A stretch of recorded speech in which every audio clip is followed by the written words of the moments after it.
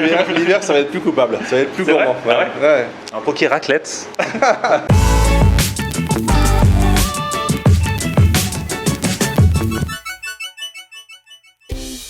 Salut tout le monde, bienvenue, nouveau vlog aujourd'hui, 35 degrés aujourd'hui à Paris, c'est clair que c'est pas un temps à manger des burgers, des hot dogs, des trucs fat, quoique on peut aussi.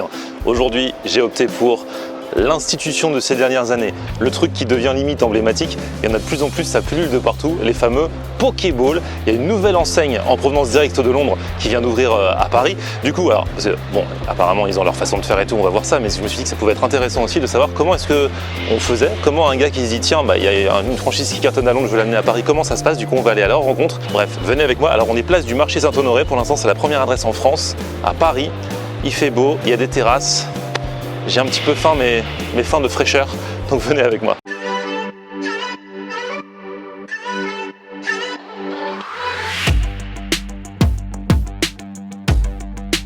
Et je vais vous présenter l'homme par qui l'enseigne est arrivé en France. Hey! Bonjour à tous. C'est lui. Alors toi ton prénom c'est Arthur. Arthur.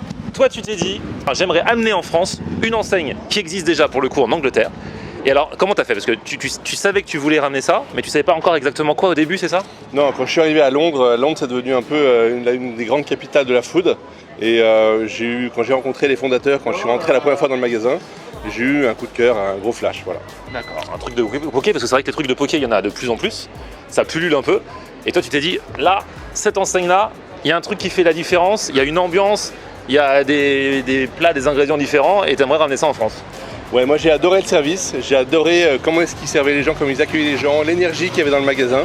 J'ai adoré ce mix entre ce côté gourmand et ce côté sain. Donc à la fois quelque chose qui plaît aux gens qui veulent se faire plaisir et en même temps manger sain, paléo, les glucides, les fibres, les protéines. Mais alors du coup comment ça se passe? Est-ce qu'eux ils avaient prévu de venir en France ou alors est-ce que c'est toi qui les as du coup un petit peu excités en disant bah moi j'ai envie de ramener la chose en France? Alors eux ils ont été assez flattés quand je leur ai dit. Mais c'était pas dans leur projet. C'était pas dans leur projet de base. Non. Ok, c'est vraiment toi qui a dit les gars venez. Ouais. Donc je leur ai dit qu'on était amoureux de leur concept et qu'on allait faire tout ce qu'il faut pour l'implanter. Donc ça n'a pas été facile, ça a mis un peu de temps, mais voilà. Donc on l'apporte en France, mais en même temps on le modifie pour l'adapter aussi au goût des Français en rajoutant un petit peu plus de cuisine à la française. Ok, ouais, t'as le droit de faire ça parce que des fois il y a des franchises par exemple qui sont très strictes, tu dois faire exactement la même chose par exemple aux États-Unis qu'en France, ils n'ont pas le droit de changer. Là toi tu as obtenu quand même le droit d'adapter un petit peu au goût des Français. Un peu, en même temps, c'est ce que fait McDo. Dans chaque pays, tu as toujours le burger un peu du pays, quoi. Exactement. Et puis, c'est pas McDo, c'était aussi ça l'avantage. Ouais, oui. C'est clair.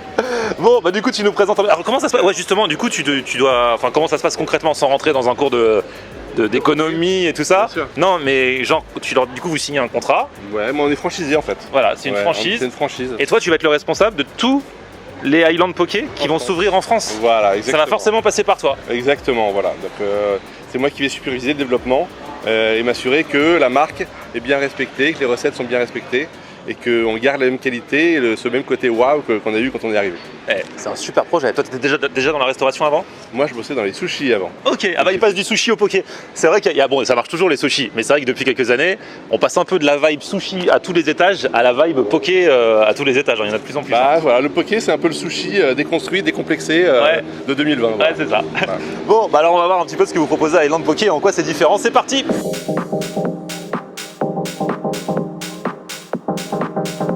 Bonjour mesdemoiselles.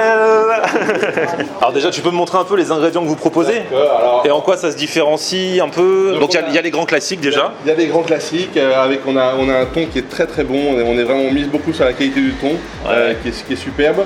On a ensuite des fruits et des légumes avec de lait d'amamé, de l'ananas légèrement pimenté, de la mangue qui est toujours top mûre, qui est magnifique. Du wakame et on commence à travailler des recettes un peu cuisinées dans notre labo. Donc par exemple cette aubergine pâte miso aux noix de cajou. Aubergine miso, j'adore. C'est magnifique. Et vous mettez ça dans les pokés. C'est vrai que ça de base il n'y en a pas. Enfin dans les pokés traditionnellement. On est plus qu'une salade au saumon avec du riz. Ouais. On veut vraiment que le bol soit un prétexte pour la créativité et pour sortir même à la rigueur de la cuisine forcément hawaïenne, mais sortir ensuite vers des partenariats, des collabs avec des chefs, comme carrément. ils ont fait à Londres. Et donc ils ont fait des collabs avec des chefs thaïs, des chefs péruviens, des chefs français. Voilà, c'est ça aussi qui nous a plu. Vous proposez des recettes déjà toutes faites et on peut aussi le composer soi-même, comme de plus en plus un peu partout. Donc on a nos 6 recettes maison et on a aussi la possibilité de composer son bol. Donc les recettes maison c'est 9,90 et 10,90 pour le bol à composer. Et chaque mois on a une édition limitée. Ce mois-ci c'est le Detox Ball, C'est l'été. chose qui est entièrement vegan. Donc là en ce moment c'est l'été, Detox Ball. L'hiver il y aura Toxic Ball, au contraire. L'hiver ça va être plus coupable, ça va être plus C'est gourmand. vrai Ouais. Un poké raclette. Tu iras pas jusque là. Non, enfin, on ne pourra pas, non. Ça va pas être possible. Moi traditionnellement je suis pas original, je prends toujours saumon quand je mange un poké. Mais du coup toi t'as d'autres trucs plus... Alors, je pense qu'il faut partir sur une base de ce qu'on aime. C'est vachement important dans le poké et c'est pour ça qu'on fait des bols à composer. Mais ensuite, il faut peut-être pas totalement rester fermé à goûter des ingrédients nouveaux. Parce que du coup vous faites au poulet aussi. Ouais. Poulet miso, ça change. Poulet miso. Comme quoi le poké c'est pas que du poisson. Exactement, ouais. Exactement. On a du tofu, du poulet, voilà.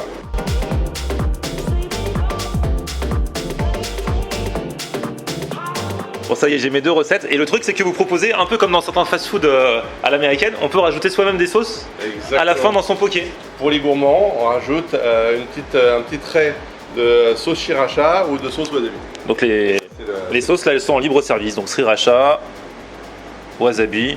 Bah, vas-y, on se rajoute un peu si c'est bon. Moi je te conseille d'essayer sriracha sur le poulet. Ok. Et wasabi sur le... Alors du coup, j'en ai pris 2. Le premier, c'est assez original, et on l'a dit parce qu'il n'y a pas forcément toujours de poulet dans les pokés. De base, il n'y en a pas d'ailleurs. De base, c'est assez poisson, non? À Hawaï. À la base, les pêcheurs ils rentrent sur la plage, ils découpent le poisson en cubes et ils mangent avec un peu de riz et du soja. Voilà, tout simplement. Voilà. Et on m'avait raconté même que la mode avec les fruits, les trucs beaucoup plus colorés, c'est quand les pokés sont arrivés de Hawaï à Los Angeles, en Californie, où là, pour élever le taux d'instagrammabilité, ils avaient rajouté des fruits et tout, où c'est du coup beaucoup plus joli. Mais le vrai, à Hawaï, il est super simple, beaucoup plus simple que tout ce qu'on voit maintenant. Exactement, voilà. Le passage par la Californie, c'est comme pour les sushis, voilà. Il y a eu une transformation en passage en Californie. Il y a eu un avant et un après. Ouais, exactement. Mais du coup, c'est sympa, ce qu'ils ont fait, c'en est très sympa aussi, quoi. Donc là, du coup, on a le fameux poulet Uli Uli. Donc c'est quoi Uli Uli? Uli Uli, à la base, c'est une sauce barbecue qui est très populaire à Hawaï, en Californie. D'accord. Qui est un peu relevée et qui se marie très bien avec le poulet. Ok. On a de la mangue. On a du kimchi. Le kimchi qu'on retrouve comme en Corée. Exactement. On a des échalotes frites sur le côté. On a des oignons nouveaux et on a un petit peu de wakame frit sur le dessus. Et voilà, avec un bol de riz en dessous. Exactement. C'est un repas Pour se caler un peu. Et celui-là, c'est celui au saumon, parce que j'ai dit, je prends toujours au saumon, moi en général, quand je vais quelque part. Là, on a rajouté des petites aubergines miso parce que j'avais besoin.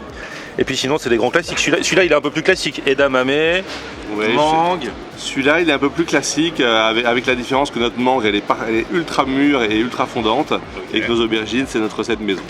Ouais, du coup, on n'a pas dit comment ça se passe. Vous avez un labo, une cuisine centrale, qui après, du coup, là pour l'instant, il n'y en a qu'un, mais pourra achalander tous les restos. Du coup, ce sera vraiment la même chose partout. C'est vrai que c'est important quand tu es dans une enseigne d'avoir la même chose exactement partout. Exactement. Donc nous, on voulait vraiment que les gens retrouvent la même expérience à Paris ou à Montpellier.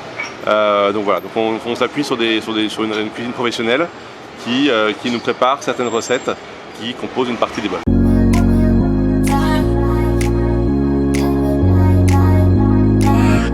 Je kiffe bien leur saumon, franchement. Alors moi, c'est vrai que de base, quand je mange des pokés, j'aime bien les fruits, mais je suis pas trop dans le délire tout mélangé. Donc des fois, je me garde le fruit en dessert. Mais là, je vais quand même faire la bouchée parfaite en mettant un petit peu de saumon, un petit peu de mangue, et après, j'essaierai avec l'aubergine. C'est vrai que ça, c'est le plat parfait quand il fait ce temps-là, quoi. C'est super chaud, t'as quand même le riz pour te caler, mais tout le dessus, c'est vraiment bien frais, même quand t'as la sensation en bouche. La fraîcheur. Et leur saumon est super bon, quoi. Là, je vais goûter la petite aubergine. De tout ce qu'il y a dans mon assiette, l'aubergine, c'est le truc qui sort du lot. C'est exquis, c'est trop bon, et ça, t'as pas l'habitude d'avoir.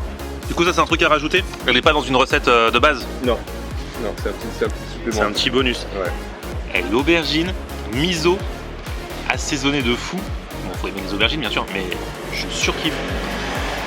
Limite, c'est tellement bon Je pourrais me prendre un petit bol avec que ça. Mais ça change, les recettes changent quand même de ce qu'on trouve ailleurs. Bon, écoutez, premier poké mangé. Je voulais picorer un petit peu dans chaque, mais il était tellement bon celui-là que j'ai pas pu m'empêcher de le finir. Là, on va passer au deuxième. Il paraît que le deuxième, il s'est un peu plus relevé, pimenté, c'est ça? Ouais. Genre ça va arracher ou... Non, ça va pas. Qu'est-ce qui est pimenté dans le truc? C'est la sauce oli qui est la sauce barbecue. D'accord, ok. Regardez comme c'est beau. Ah ouais, le poulet est très bon. Avec la sauce quoi, c'est ça surtout qui... Ça envoie bien du goût. Ils m'ont mis un petit peu de sésame dessus. Du coup, tu as le mariage des textures aussi, en plus du mariage des goûts. Toujours un peu de mangue. Avec le petit kimchi, ça rajoute aussi du goût. Et le mélange est top. Ça, c'est une recette qui existe, hein. C'est la vraie recette. Il n'a pas été composé celui-là. Ah, c'est très très bon. Les goûts sont bien équilibrés. Je suis super content en tout cas de cette découverte parce que les recettes changent un petit peu de l'ordinaire de ce qu'on trouve dans d'autres pokés. Et tu peux te faire à la fois plaisir et à la fois kiffer au niveau du goût. Mention spéciale à mes aubergines miso, celles-là, je vais pas les oublier de sitôt. Et alors là, en dessert, je prends la petite panna cotta à la mangue. Je crois que j'aurais eu ma dose de mangue dans cette vidéo. J'en ai eu dans chaque plat, dans les deux pokés et dans le dessert.